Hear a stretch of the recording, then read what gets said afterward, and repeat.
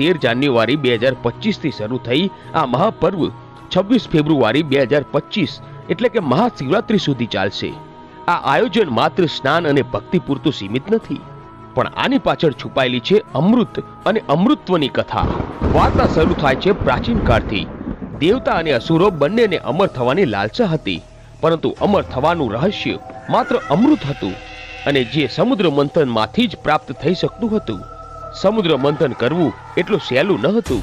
પછી બંને પક્ષોએ નક્કી કર્યું અને શરૂ થયું સમુદ્ર મંથનનું મહાયુદ્ધ।